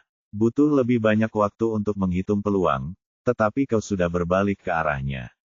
Sial, untung saja Thorngrove lambat. Kalau tidak akan ada cukup waktu bagi orang untuk memasang taruhan. Oh, Zhao Yu mengangguk dengan sungguh-sungguh, lalu menjawab dengan rendah hati, itu kehilafanku. Aku memang terlalu cepat, seharusnya aku mengulurnya sedikit. Mengakui ketulusan Zhao Yu, Miao Kun melanjutkan. Kedua, itu terlalu dibesar-besarkan. Tidakkah kau tahu, agen khusus yang baik tidak perlu mencolok. Bertindak secara alami dan bersikap halus adalah yang kita butuhkan. Miao Kun meletakkan tangannya di dadanya sendiri. Dan perilakumu yang terlalu percaya diri dan merasa benar sendiri itu agak keterlaluan. Mungkin cukup bagus untuk mengelabui orang awam, tetapi tidak untuk orang-orang terpelajar di sekitarku. Oh, Zhao Yu mengangguk lagi. Mengerti, maaf. Aku terlalu terbiasa berpura-pura. Aku akan mengingatnya dan akan lebih berhati-hati lain kali. Namun, jika berbicara secara keseluruhan, hasilnya tidak terlalu buruk. Kata Miao Kun, terlepas dari apakah tujuan kami tercapai atau tidak, setidaknya kami tidak mengalami kerugian. Bahkan, kami mendapat untung. Oh, berapa? Zhao Yu bertanya dengan penuh perhatian. Haha, meskipun kami agak terlambat dalam menentukan handicap, peluangnya tinggi. Jadi, Miao Kun tersenyum. Setelah dikurangi $5 juta untuk biaya menyewa Thorngrove untuk mementaskan pertunjukan, saya masih memperoleh laba bersih sebesar $8 juta lebih. Meskipun tidak sebanyak itu lebih dari cukup untuk menutupi biaya pesta pertunangan. Jadi itu hebat. Wahaha, Zhao Yu mengangkat gelas anggurnya dan berdenting-denting dengan Miao Kun, memujinya. Kau memang lebih tua dan lebih bijak. Ayah mertuaku tersayang, aku angkat topi untukmu. Bab 1168. Merasa bahwa Zhao Yu menyiratkan sesuatu, Miao Kun tidak bersulang dengannya. Sebaliknya, dia menjelaskan dengan muram, nak, jangan salah paham. Itu bukan pertandingan yang dicurangi seperti yang kau kira. Itu adalah perkembangan yang perlu. Mengerti? Ini hanya sandiwara untuk yang lain. Kata Miao Kun. Pertama-tama, aku mencoba membangun reputasimu, agar mereka menganggap serius menantuku. Aku tidak bisa membiarkan mereka berpikir bahwa kemenangan terakhirmu melawan Thorngrove hanya berdasarkan tipu daya. Kedua, meskipun mereka tampak seperti teman-temanku, mereka punya rencana tersembunyi dan tidak sabar melihatku hancur. Jadi, aku butuh bantuanmu untuk membangun kekuatanku. Beritahu mereka bahwa aku punya menantu yang bahkan bisa mengalahkan juara dunia. Karena itu, Miao Kun melanjutkan sambil meneguk anggurnya lagi, ini bukan tentang uang. Kau benar, kata Zhao Yu, yang juga meneguk anggurnya. Tapi, ada sesuatu yang tidak begitu ku mengerti. Thorngrove adalah juara dunia, mengapa dia mau melakukan hal seperti ini? 5 juta tidak seberapa. Miao Kun mencibir. Kau mungkin tidak tahu kesulitan yang dihadapinya saat ini. Dia bukan lagi juara tinju yang disegani. Di kampung halamannya, dia tidak hanya dililit utang tetapi juga terancam masuk penjara. Dia rela melakukan apa saja demi uang. Oh, Zhao Yu mengangguk. Ayah mertua, Anda mengatakan penampilan saya terlalu berlebihan, tetapi naskah yang Anda rancang sendiri bermasalah. Bukankah terlalu berlebihan bagi orang itu untuk pingsan setelah satu tendangan? Kita seharusnya bertarung setidaknya beberapa ratus ronde dan bertarung sampai mati sebelum menentukan pemenangnya. Itu akan lebih meyakinkan. Yah, Miao Kun mengerutkan kening. Itu memang terlintas di pikiranku, tetapi semakin banyak peluru yang ditembakkan, semakin besar kemungkinan penyamaran kita akan terbongkar. Selain itu, hari ini adalah saat yang menggembirakan, tidak boleh ada pertumpahan darah. Aku juga khawatir kalau ini berlarut-larut, Ying dan orang tuamu akhirnya akan datang. Itu akan merusak segalanya bagi kita. Benar, benar. Kau sangat teliti. Izinkan aku bersulang untukmu. Keduanya akhirnya mengangkat gelas mereka dan menghabiskan semuanya. Tentu saja, kata Miao Kun, jelas bersemangat. Aku juga ingin kau mengerti melalui ini, bahwa uang selalu berada dalam genggaman mereka yang menentukan aturan. Jadi, jika Anda mengalami situasi serupa di masa mendatang, ingatlah apa yang telah saya katakan. Jika Anda bukan pemain terkuat yang membuat aturan, maka jangan ikut serta, tidak peduli seberapa menarik keuntungannya. Bisa jadi ada penyergapan yang menunggu Anda. Ini, aku mengerti. Berjudi adalah kejahatan. Aku benci bertaruh, kata Zhao Yu sambil menuangkan lebih banyak anggur ke gelasnya. Contohnya, orang-orang yang bertaruh bahwa aku akan kalah dalam pertandingan. Mereka mungkin tampak memiliki peluang bagus untuk menang, tetapi siapa yang tahu bahwa Torrenrov tidak akan menang. Kencan santai hanya dengan sekali klik. Ya, semua ini dianggap permainan anak-anak. Miao Kun merenung. Itu tidak ada apa-apanya dibandingkan dengan perang komersial. Kau masih harus banyak belajar. Zhao Yu, kau benar. Aku sedikit tidak sabaran. Sebaiknya kau dapatkan lebih banyak pengalaman di divisi kriminal terlebih dahulu, itu akan berguna. Kata Miao Kun sambil meraih gelas anggur yang diberikan Zhao Yu kepadanya. Akan ada banyak kesempatan di masa depan. Aku akan membimbingmu. Jangan khawatir, ayah mertua. Aku akan bekerja keras, kata Zhao Yu. Merasa cocok, keduanya hendak minum sepuasnya. Namun, suara Miao Ying tiba-tiba terdengar di luar ruang ganti. Enyahlah. Aku tahu mereka ada di dalam, katanya. Sial, Miao Kun sangat terkejut saat mendengar suara Miao Ying hingga dia mengumpat. Dia meletakkan gelas anggur dan hendak melarikan diri ketika Miao Ying bergegas ke ruang ganti. Wah, kalian berdua. Miao Ying kehabisan kata-kata. Dia menyerbu ke arah mereka, memarahi mereka. Kenapa selalu seperti ini? Kalian selalu saja melakukan sesuatu begitu aku berpaling. Apakah kata-kataku tidak didengar? Itu. Keringat mengucur di dahi Miao Kun saat ia berusaha menenangkan putrinya. Ying, ini tidak seperti yang kau pikirkan, masalah ini, dia. Apa yang kau pikirkan, ayah? Gerutu Miao Ying. Mengapa hal yang sama terjadi dua kali?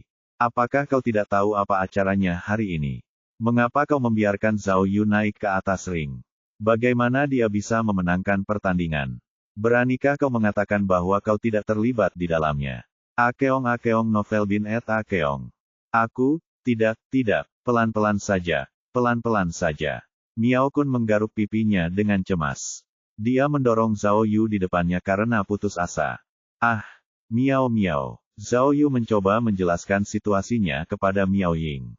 Dengarkan aku, ini tidak ada hubungannya dengan ayah kita. Orang asing itu bertekad membalas dendam, kau harus. Zhao Yu. Miao Ying semakin marah saat melihat Zhao Yu. Sambil mencengkeram lengannya, dia berteriak, aku bahkan belum sampai padamu. Apakah semua yang kau katakan sebelumnya itu omong kosong? Kau tidak manusiawi. Kenapa kau mempertaruhkan nyawamu lagi? Kau lupa apa yang kau janjikan padaku?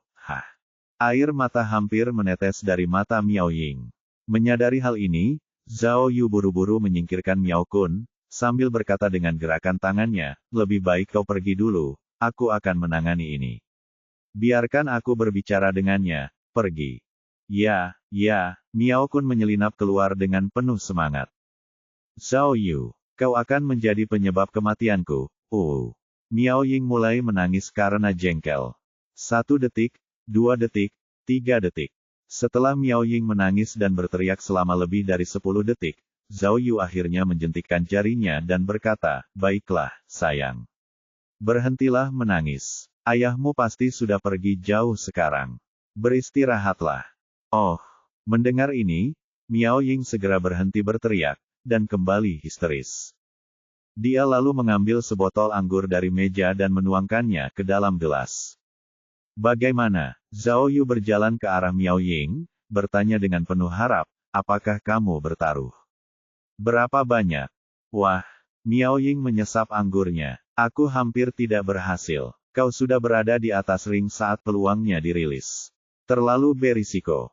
Hah, kalau begitu, Zhao Yu tampak cemas. Untungnya, saya punya akses VIP ke sistem taruhan. Saya bertaruh $800.000 pada Anda sesuai instruksi. Peluangnya 8-1. Setelah dikurangi komisi bankir, saya hanya mendapat untung $6 juta. Oh, ya, Zhao Yu memeluk Miao Ying dan mengecup pipinya 2 kali. Apa yang terjadi dengan moralmu? Miao Ying mendorong Zhao Yu menjauh. Lihat apa yang telah kau lakukan. Kau dan ayah mertuamu begitu oportunis. Dan kau benar-benar memintaku, putrinya, untuk bertaruh. Apa niatmu? Bukan itu masalahnya. Zhao Yu buru-buru mengklarifikasi. Aku tidak memanfaatkan ayah mertuaku. Orang-orang itu yang terobsesi dengan keuntungan. Bukan masalahku kalau mereka meremehkanku, dan bersedia bertaruh besar atas kerugianku. Oh, begitukah? Kalau begitu, mengapa kau tidak membiarkanku bertaruh lebih banyak? Miao Ying memutar matanya. Tidak mungkin. Ayahmu adalah seorang bankir, dan dia hanya mendapat keuntungan sebesar $8 juta. Akan salah jika kita bertaruh lebih banyak. Zhao Yu mengangkat gelas anggurnya dan berdenting-denting dengan Miao Ying. Aku orang yang berintegritas. Zhao Yu membanggakan diri. Cei, Miao Ying memutar matanya lagi. Sebenarnya, ini bukan soal uang. Aku hanya ingin ayahmu tahu bahwa dia mungkin lebih tua dan lebih bijak, tapi aku juga tidak terlalu buruk. Hahaha, ayolah, kata Zhao Yu sambil berpegangan tangan dengan Miao Yu. Sayang, hari ini adalah hari besar kita, mari kita minum anggur pernikahan. Bab 1169. Provinsi Fulai berada di wilayah pesisir tenggara. Provinsi ini merupakan provinsi besar dan dekat dengan pegunungan dan laut. Pegunungan dan perbukitan meliputi 90% wilayah provinsi ini. Daerah ini beriklim lembab dan curah hujan melimpah, dan tingkat tutupan hutannya telah mencapai lebih dari 70%, menduduki peringkat pertama di negara ini. Karena iklimnya, Fulai memiliki banyak sungai. Sungai Baisa merupakan salah satu dari 5 sungai utama di Fulai. Sungai ini mengalir melalui provinsi tersebut dari utara dan akhirnya bertemu dengan laut di selatan. Di tepi Sungai Baisa, yang melewati Gunung Wuking, terdapat tebing yang membentang puluhan kilometer. Pada saat itu, tepat di atas tebing setinggi 70 meter, 2 truk sedang bekerja. Kedua truk itu sedang membangun tiang-tiang kabel di tebing. Satu truk bertugas menggali lubang tiang, dan truk lainnya bertugas memasukkan tiang-tiang ke dalam lubang. Karena tebingnya berbatu-batu keras, cara menggali lubang yang biasa tidak berhasil. Truk-truk pengangkut batu dilengkapi dengan mesin pemecah batu. Ada bor tumbukan besar di bagian depan truk yang digunakan untuk menggali lubang tiang. Saat bor dimulai, bor tersebut menghasilkan gaya tumbukan yang sangat besar, yang memecahkan bebatuan di area lubang. Pada saat itu, bor besar itu menghantam bebatuan di tanah, menimbulkan suara yang memekakkan telinga, dan tebing pun berguncang pelan. Berhenti, berhenti, berhenti, kata seseorang. Saat itu, tiba-tiba dari bawah tebing muncul sebuah sepeda motor. Sebelum berhenti, 2 orang pria parubaya turun dari motor dan berteriak kepada truk yang sedang melaju agar berhenti. Pengemudi truk yang sedang bekerja melihat sepeda motor itu lalu berhenti. Tebing itu akhirnya kembali tenang seperti sebelumnya. Ada apa? Sopir itu menjulurkan kepalanya keluar jendela. Dia tidak mengenal kedua pria itu. Apa yang kau lakukan? Seorang pria parubaya di jok belakang sepeda motor melompat turun dan memarahi pengemudi. Apa kau sudah mendapat izin? Apa kau tahu di mana kau berada? Bagaimana bisa kau menggali lubang di sini? Mendengar hal itu, sopir yang bertugas menumpuk tiang-tiang kabel itu keluar dari truk dan menggerutu. Kami ini kan pegawai perusahaan daerah. Ada apa denganmu? Kamu siapa? Perusahaan kota. Tidak mungkin. Mereka bukan orang bodoh. Pria parubaya di atas sepeda motor berkata, biar ku beritahu, kami dari Museum Daerah, dan aku adalah Presiden Asosiasi Perlindungan Peninggalan Budaya Daerah.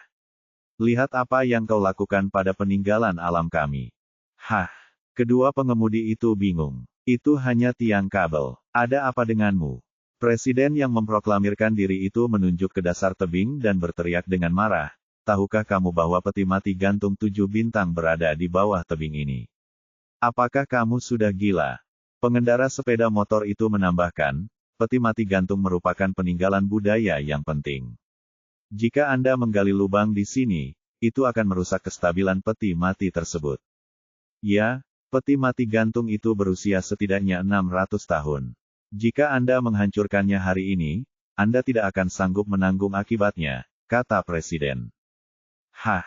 Kedua pengemudi itu saling berpandangan, lalu salah satu dari mereka berkata dengan polos, peti mati itu berjarak puluhan meter. Mereka tidak akan terpengaruh. Hei, kalian tidak mendengarkan, kan? Presiden melotot ke arah mereka, lalu berkata, tebing ini terbentuk dari berlian struktural. Tahukah kalian apa itu berlian struktural? Getaran di sisi kalian akan menciptakan dampak besar di sisi terjauh. Jika kalian terus bersikeras, aku bisa menuduh kalian menghancurkan peninggalan budaya kita, mengerti? Kedua pengemudi itu saling berpandangan lagi, lalu salah satu berkata, baiklah, saya akan menelepon bos kita sekarang juga. Saya akan bertanya kepadanya. Bosmu brengsek. Presiden itu sangat marah hingga ia menaikkan volume suaranya. Menurutmu dia tidak tahu tentang peninggalan budaya yang begitu penting? Bagaimana mungkin dia memintamu melakukan hal seperti itu? Kalau saja kami tidak datang untuk menghentikanmu tepat waktu. Mendengar ini, pengemudi muda yang bertugas memasang tiang kabel berhenti bekerja. Ia menunjuk ke arah Presiden dan berkata, bisakah kamu belajar menjadi orang baik? Kami tidak peduli apapun peti mati yang digantung itu. Kami mematuhi perintah. Apa yang kamu inginkan dari kami? Presiden sangat marah. Dia mencibir dan berteriak, dasar bajingan keras kepala. Kalian merusak peninggalan budaya kita. Kalian melawan hukum. Pengemudi muda itu bersemangat. Ia membalas, kita sedang menggali lubang di atas tebing. Anda menuduh saya merusak peninggalan budaya di bawah sana. Lalu jika saya menggali lubang di tanah, apakah Anda ingin menuduh saya merusak makam leluhur Anda? Presiden, di mata saya, Anda kentut. Dasar brengsek. Presiden tidak pernah dihina seperti itu seumur hidupnya. Dia begitu marah hingga bergegas menghampiri dan berkelahi dengan pengemudi itu. Jangan. Pada saat ini, pengendara sepeda motor dan pengemudi truk lainnya bergegas maju untuk memisahkan mereka. Namun, kedua orang itu marah besar. Saat mereka sedang berkelahi, pengemudi truk lainnya tiba-tiba tertabrak. Akeong novel bin et akeong. Pengemudi terdorong dan menabrak saklar mesin yang sedang bekerja di salah satu truk. Saat itu truk sedang menumpuk tiang. Saat saklar dinyalakan tiba-tiba, tiang yang besar dan berat itu jatuh ke tanah dan menggelinding. Ah! Melihat tiang besar itu akan jatuh, mereka semua berteriak ketakutan dan bergegas menghindari tiang yang jatuh itu. Mereka semua bersembunyi di ujung tebing. Tiang kabel jatuh mendatar. Tiang itu menghantam tanah dengan suara keras. Tiang itu berbentuk silinder. Setelah jatuh ke tanah, tiang itu menggelinding ke bawah di sepanjang tebing. Melihat tiang kabel yang menggelinding, Presiden gemetar dan berteriak. Tidak. Namun, tiang itu tidak mau mendengarkannya. Tiang itu segera menggelinding ke dasar tebing. Lihat apa yang telah kau lakukan. Ada peti mati yang tergantung di bawah. Presiden itu jatuh ke tanah. Setelah waktu yang lama, dia berdiri, berlari ke tepi tebing dengan tergesa-gesa, dan melihat ke bawah. Sehari kemudian, Zhao Yu sedang menulis laporan di Departemen Kriminal Beijing. Dia tidak bisa berhenti bersin. Siapa yang merindukanku? Sekarang musim panas. Apakah aku masuk angin? Pikirnya. Zhao Yu telah berada di Beijing selama lebih dari 10 hari sejak pesta pertunangan. Dia dan Miao Ying belum sempat mempersiapkan kasus pembantaian Gunung Huayun. Bagaimanapun, kasus emas itu sangat penting. Meskipun Dinas Rahasia bertanggung jawab penuh atas kasus itu, Departemen Kriminal juga harus menangani apa yang terjadi setelah kasus itu berakhir. Jadi, Zhao Yu, seperti pekerja kantoran, menghabiskan setiap hari di Departemen Kriminal. Selain membuat laporan, ia juga harus menyiapkan banyak materi dan mengurus kegiatan sosial bersama beberapa anggota timnya. Situasi Miao Ying hampir sama. Selain kasus harta karun, ada banyak tugas lanjutan yang berkaitan dengan kasus Cheng Lingfei, yang memerlukan kerjasama antara departemen lain dan departemen kriminal. Oleh karena itu, rencana bulan madu mereka di Fulai pun hancur, apalagi rencana mereka untuk kasus Gunung Huayun. Selama periode itu, Zhao Yu telah menyebutkan penyelidikan kasus pembantaian Gunung Huayun kepada Direktur Jiao, tetapi Direktur Jiao tidak menyetujui permintaan tersebut. Dia menyuruhnya untuk menangani semua kasus sebelumnya terlebih dahulu. Zhao Yu tidak bisa berhenti dan bersin lagi. Dia terpaksa menghentikan apa yang tengah dilakukannya dan pergi mengambil tisu untuk membersihkan hidungnya. Saat itu, petugas penghubung, Chen Zuo, tiba-tiba muncul. Ketua tim Zhao, sambil memegang setumpuk materi, Chen Zuo berbicara kepada Zhao Yu dengan ekspresi rumit. Saya punya kabar baik dan kabar buruk. Mana yang ingin Anda dengarkan terlebih dahulu? Hah, Zhao Yu menyeka hidungnya dan berkata, keduanya, cepat. Kabar baiknya adalah kamu bisa pergi ke Fulai. Chen Zuo mengangguk.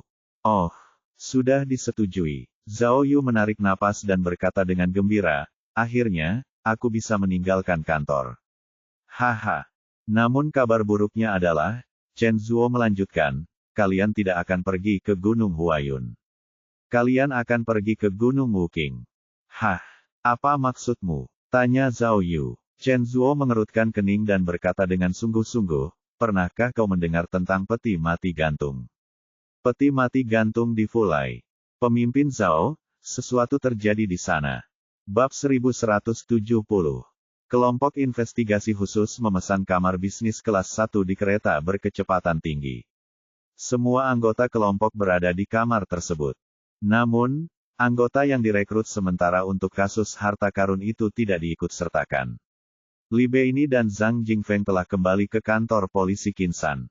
Kemungkinan kerjasama di masa mendatang bergantung pada keputusan mereka sendiri. Zhao Yu telah berjanji kepada mereka bahwa jika mereka ingin bekerja di kelompoknya, dia pasti akan menyambut mereka. Adapun Su Hai dan Liu Zanbing, mereka adalah penyidik khusus. Setelah kasus harta karun ditutup, mereka ditugaskan untuk bekerja dengan kelompok lain karena kinerja mereka yang sangat baik. Mereka telah memberitahu Zhao Yu bahwa selama Zhao Yu membutuhkan bantuan mereka di masa mendatang, mereka akan berusaha sekuat tenaga untuk membantunya kapanpun. Oleh karena itu, semua orang di ruang bisnis kereta adalah orang-orang yang telah lama bekerja dengan Zhao Yu. Namun, tidak ada seorang pun yang bersemangat menikmati pemandangan indah di sepanjang jalan. Karena mereka sudah naik kereta, semua orang sibuk dengan pekerjaan yang berkaitan dengan kasus tersebut dan belum beristirahat. Wu Xiumin berkata, Ketua tim, istri Gao Fakai sedang menjalani operasi jantung. Saya khawatir dia tidak bisa bergabung dengan kita. Chen Zuo berkata bahwa Zhang Peipei akan datang bersama tim Gao untuk membantu kita, tetapi mereka harus terbang ke ibu kota provinsi Fulai terlebih dahulu sehingga mereka akan sedikit terlambat. Kasihan Gao. Zhao Yu menghela napas, lalu mengeluarkan ponselnya dan berkata, dia telah banyak membantu kita. Aku akan mentransfer 2.000 yuan kepadanya sebagai ucapan terima kasih. Ada yang setuju denganku. Baiklah, tak seorang pun menjawab Zhao Yu. Setelah beberapa saat, Miao Ying berkata, pimpinan Zhao, kita adalah satu tim. Anda dapat melakukan itu untuk kami. Kencan santai hanya dengan sekali klik. Ya, pemimpin Miao benar. Semua orang bertepuk tangan atas usulan Miao Ying. Baiklah, itu 2.000, dan nanti kamu beri aku 400 yuan masing-masing. Zhao Yu menyelesaikan transfer dengan teleponnya. Semua orang terdiam lagi, akeong novel bin et akeong. Baiklah, abaikan saja dia. Miao Ying berdiri dan berkata kepada yang lain, mari kita bicarakan kasus kita. Mayat-mayat itu, apakah mereka sudah mengidentifikasi mereka? Belum. Peti mati gantung merupakan peninggalan budaya, jadi dokter forensik setempat tidak berani memindahkan mayatnya. Jawab Zheng Ke. Kenapa? Tanya Miao Ying. Meskipun jenazah diawetkan dengan baik di peti mati gantung, ahli forensik tidak dapat bekerja sama dengan mereka untuk mengetahui waktu kematian mereka. Ini karena mereka telah meninggal dalam waktu yang lama. Begitu jenazah meninggalkan peti mati gantung, mereka akan membusuk dengan cepat, yang akan membuat pembedahan forensik menjadi lebih sulit, kata Zheng Ke. Zhao Yu meletakkan teleponnya dan bertanya, benarkah peti mati gantung ada di tebing? Bagaimana mayat-mayat itu bisa diawetkan dengan baik? Apakah peti mati gantung benar-benar bisa mencegahnya membusuk, atau mayat-mayat itu dibalsem? Tidak mungkin. Cui Lizu sedikit gemetar saat mendengarnya. Mengapa aku tiba-tiba teringat Li Fei dalam kasus mayat wanita tanpa kepala? Kasus seperti ini benar-benar. Saat itu, Zhao Yu berdiri dan pergi ke layar komputer, melihat gambar peti mati yang digantung. Dia mengerutkan kening dan berkata, saya belum pernah mendengar tentang ini. Mayat-mayat itu tidak membusuk dalam waktu yang lama, dan mereka semua adalah wanita. Saya hanya ingin bertanya, apakah mereka orang modern? Wu Xiumin segera menjawab, ya, mereka jelas-jelas orang modern. Menurut staf museum setempat, pada tahun 1980-an, ketujuh peti mati gantung itu dibuka untuk penyelidikan ilmiah. Mereka menemukan bahwa tidak ada apapun di dalam peti mati gantung itu. Tidak ada jasad dan tidak ada benda-benda pemakaman. Oh, Zhao Yu mengerutkan kening. Kalau begitu, mayat-mayat yang ditemukan sekarang dimasukkan setelah tahun 1980-an. Ini benar-benar aneh. Cui Lizu tiba-tiba teringat sesuatu dan tergagap. Bos, ini sama sekali tidak aneh. Kamu telah menangani banyak kasus yang berhubungan dengan kuburan. Apakah kamu ingat orang-orang modern yang sudah meninggal di makam kuno dinasti Ming? Dan kamu menangkap pembunuh kasus pemotongan tangan di sebuah makam. Dan mayat yang mengenakan pakaian kuno. Mendengarkan Cui Lizu, Zhao Yu tiba-tiba merasakan angin dingin bertiup, dan dia tidak bisa tidak memikirkan mayat yang mengenakan gaun putri kuno. Miao Ying menyikut Zhao Yu dan berkata, Pemimpin Zhao, tampaknya Anda sangat puas dengan hasil kerja Anda sebelumnya dan ingin membaginya dengan Cui Lizu. Yah, dahi Zhao Yu berkeringat. Dia segera menjelaskan, Meo, terkadang aku suka membanggakan prestasiku sebelumnya. Itulah masa laluku yang gemilang. Saat aku bekerja dengan Cui Lizu, aku menceritakannya padanya. Ran Tao menggaruk kepalanya. Ketika kita bekerja bersama, kenapa kamu tidak pernah bercerita tentang masa lalumu? Bos. Zhao Yu menatap Ran Tao dengan tajam. Menyadari ekspresi Zhao Yu, Ran Tao buru-buru bersembunyi di sudut. Wu Xiumin menertawakannya dan berkata, dasar bodoh. Baiklah, sebaiknya kita fokus pada kasusnya sekarang. Zhao Yu segera menunjuk ke layar dan berkata, kasus ini jelas berbeda dengan makam dinasti Ming. Dalam kasus itu, korban mengenakan pakaian modern dan memiliki luka fatal yang jelas. Itu adalah kasus pembunuhan dari pandangan pertama. Zhao Yu menekan jarinya di layar dan berkata dengan serius, tetapi peti mati gantung ini berbeda. Sekarang setelah kita memastikan bahwa yang meninggal adalah orang modern, kita perlu menentukan penyebab kematiannya. Jika mereka dimasukkan ke dalam peti mati setelah mereka meninggal karena sebab alamiah, itu tidak akan menjadi masalah. Miao Ying mengangguk penuh arti, berkata, tetapi jika mereka semua dibunuh, maka alasan mereka dimasukkan ke dalam peti mati menjadi sangat penting. Wu Xiumin mengangguk dan berkata, ya, saya pikir kemungkinan pembunuhan sangat tinggi. Kenapa? Tanya Ran Tao. Karena ketujuh korban tewas adalah wanita muda. Dan mereka tampak seperti gadis remaja saat dibunuh, jelas Wu Xiumin. Tapi mungkin ini adalah adat pemakaman setempat. Misalnya, jika seorang gadis muda meninggal, mereka pikir dia harus dikubur di peti mati gantung, balas Zheng Ke. Peti mati gantung 7 bintang merupakan peninggalan budaya. Mereka tidak berani melaporkannya ke pemerintah.